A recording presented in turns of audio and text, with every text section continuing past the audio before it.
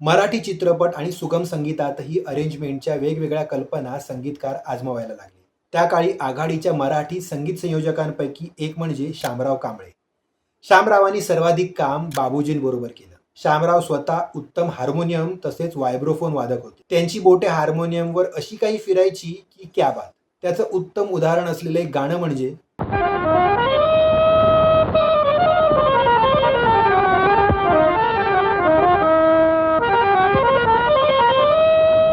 नाही खर्चली कवडी दमडी नाही वेचला दाम